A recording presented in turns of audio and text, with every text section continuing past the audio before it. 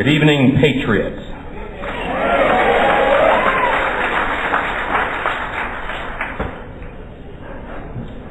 Let me begin with a confession. My students, many of them, refer to me as Darth Vader. And by the way, I cultivate that. Fear is good. But I have to tell you that every time I speak to this group, and this is now the third time it's been my privilege to do that, and we sing the national anthem, I choke up. You are special. No matter what the media says, no matter what the liberals say. You're aware, I'm sure, that there is now a website called Crash the Tea Party, quote unquote. And it refers to a loose affiliation of racists, homophobes, and morons who constitute the false grassroots movement which calls itself the Tea Party. Racists?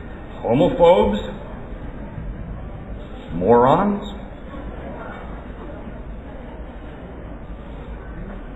The New York Times. I don't encourage you to read it. Unless you want to read what the enemy is saying. But the New York Times said today that Tea Party participants have higher degrees, baccalaureate, masters, and PhDs than the average American citizen. Morons. I'm not even going to address the racism stuff or the homophobe stuff because my heart's already beating fast and I don't take my medication until 10 o'clock. Let's tell them something, these media people and these liberals. We speak for the majority of Americans.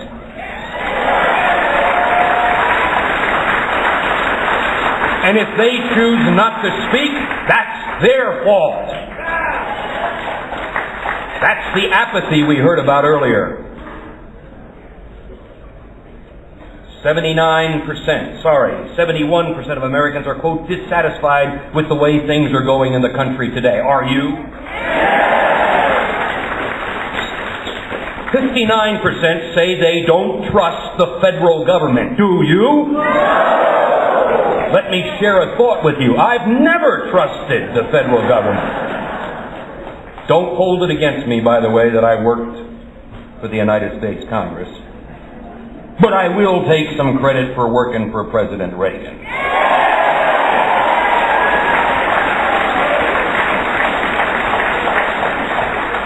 We're not racist. We're not homophobes. We're not morons.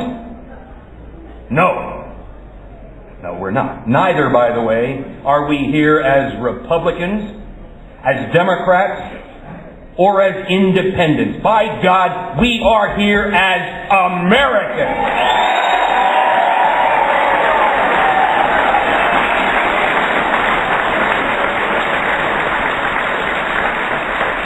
We are Americans who worry about the survival of our self-governing republic.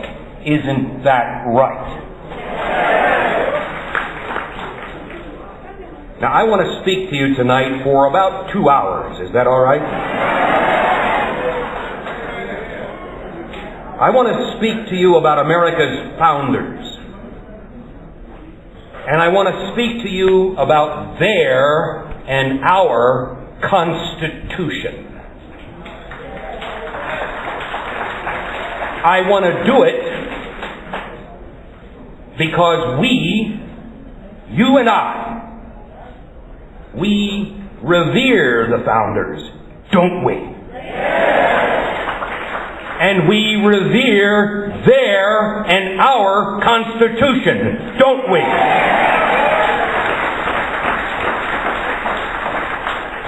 I'm going to talk to you about what I think we believe, and then I'm going to ask you if I'm right. And be aware, I like audience participation. And remember, my students call me Darth Vader. We believe that America's founders had it right. We share their prior ethical commitment to the moral equivalence of persons, don't we? Yes. We share their view that simple idea has any number of corollaries. I want to speak briefly about two of them. The first is that government has a duty to promote the greatest possible equal political participation. Do they do that in Washington? No. Does that annoy you? Yes. Does it do to you what it does to me, accelerate my heart rate so that I can keep Dr. Abood, my attending physician, happy? No, they don't. Everything they do is non-transparent, isn't it? Non-transparent and opportunistic, isn't it? Secondly, that idea of the moral equivalence of persons has another corollary, and that is that, yes, we must be treated as equals, but with every right comes a correlative duty. And by the way, I've never met a liberal who understands that rights bring associated duties. Have you? No. But our duty is to stay informed. Our duty is to do what we are doing tonight. The founders would be proud of you.